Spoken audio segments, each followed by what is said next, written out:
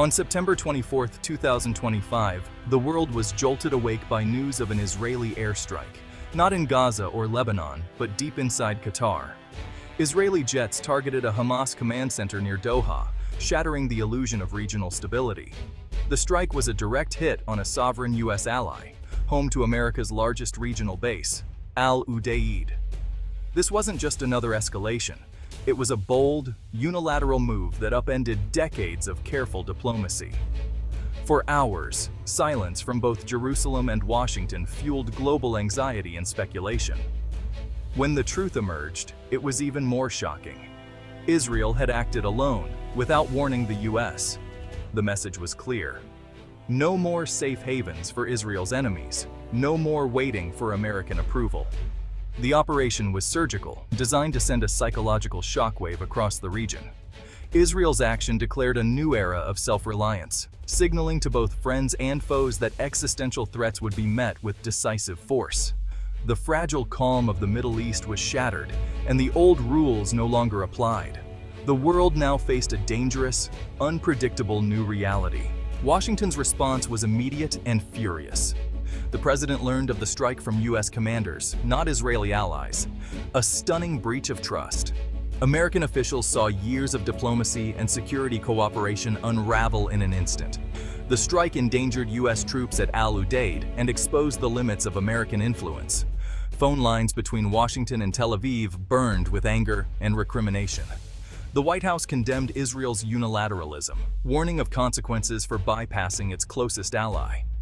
U.S. diplomats had been negotiating with Qatar to constrain Hamas. Israel's strike destroyed that fragile progress. The incident made America look weak, unable to control its allies or reassure its Arab partners. Across Washington, alarm replaced confidence. If the U.S. can't restrain Israel, what is its role in the region? The strike was a wake-up call, exposing the crumbling foundations of the post-Cold War order. Allies were acting alone, and American leadership was no longer a given. The world was watching to see if the U.S. could recover its authority, or if a new era had begun. In Jerusalem, the justification was blunt. This was preemptive self-defense. Israeli leaders claimed irrefutable intelligence of imminent Hamas attacks, arguing that waiting for diplomacy was a risk they couldn't take. The strike reflected a new doctrine. When survival is at stake, Israel acts alone. Years of frustration with Washington's shifting priorities had convinced Israeli officials that self-reliance was essential. The operation was a message to Hamas, Iran, and the world. Israel's reach is long and its patience is limited. The risk of inaction, they believed, outweighed the risk of angering the U.S. domestically. The move drew broad, if uneasy, support. Israelis saw it as a necessary step for security. The government framed the strike as a painful but essential act to protect its citizens. International condemnation was expected, but Israel's leadership was prepared to weather the storm. The Doha strike was the ultimate expression of Israel's conviction that, in the end, it can only rely on itself. As the U.S. and its allies scrambled, China watched in silence, seeing opportunity in the chaos. Beijing's official response was restrained, calling for calm while quietly highlighting American weakness. The crisis exposed the limits of U.S. dominance and opened a diplomatic vacuum in the Middle East. China, already the region's top trading partner, saw a chance to expand its influence without military intervention. State media contrasted America's chaos with China's stability and non-interference. Beijing positioned itself as a potential mediator, building on its recent success brokering Saudi-Iran rapprochement. Gulf states, wary of American unpredictability, began to see China as a more reliable partner. The crisis accelerated talk of trading oil in yuan, challenging the dollar's dominance. For China, the Israeli strike was a strategic gift, an opening to reshape the region's balance of power. The post-American Middle East was no longer a distant possibility. It was taking shape before the world's eyes. The Israeli strike sent shockwaves through the Gulf, forcing old rivals to unite. Qatar saw the attack as a violation of sovereignty. Saudi Arabia saw a dangerous precedent. If Israel could strike Qatar, nowhere in the Gulf felt safe. The illusion of American protection was shattered, prompting Riyadh and Doha to coordinate their response. Their joint condemnation was swift, But more significant was their behind-the-scenes cooperation. Talks began on a new regional security framework, one less dependent on the US. The focus shifted from containing Iran to deterring threats from any direction, including Israel. Both states looked east, seeing China as a partner offering investment without political strings. Gulf leaders started hedging their bets, diversifying alliances to avoid being caught off guard again. The crisis forged a new Saudi-Qatari axis, signaling a dramatic shift in regional power dynamics. The Middle East was entering a more unpredictable, multipolar era. In the US, the strike ignited a fierce debate about America's role in the world. Isolationists argued it proved the dangers of entanglement in the Middle East and called for withdrawal.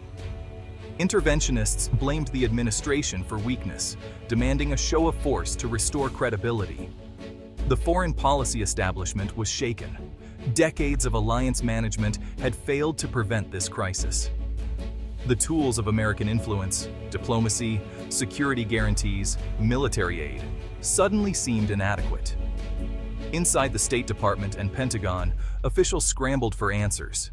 How had control slipped away? The crisis exposed contradictions at the heart of US policy, seeking stability while enabling destabilizing actions. China and Russia watched, ready to fill any vacuum left by American indecision. The unipolar moment was over. America's confidence was shaken, and its influence was in question.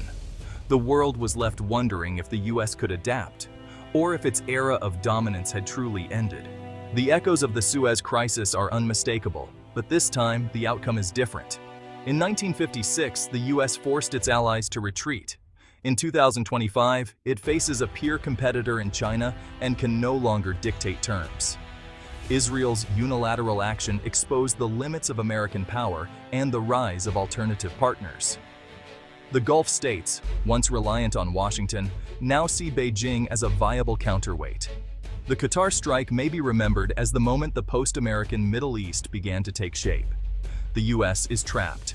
Punish Israel and risk its alliance, do nothing, and lose credibility with Arab partners.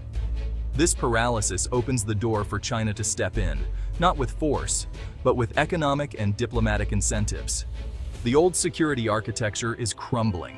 Allies are acting independently, and new powers are rising. The region is searching for a new equilibrium, one no longer centered on Washington. The Suez echo is clear. Where once America's rise was confirmed, now its decline is on display. The Middle East is entering a complex negotiated era, one where influence must be earned, not assumed. The Israeli strike on Qatar has set in motion a fundamental reordering of the Middle East.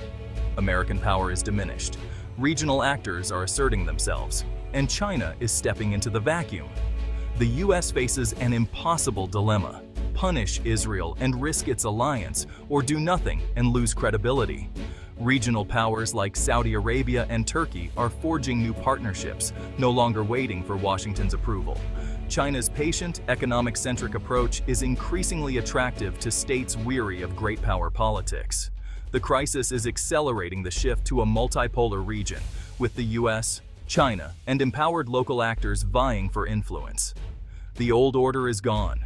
The new one is volatile, unpredictable, and still taking shape. The Doha strike will be remembered as a turning point, a moment when the assumptions of the past collided with the realities of the future. The shockwave from that desert explosion is still spreading, reshaping alliances and rewriting the rules.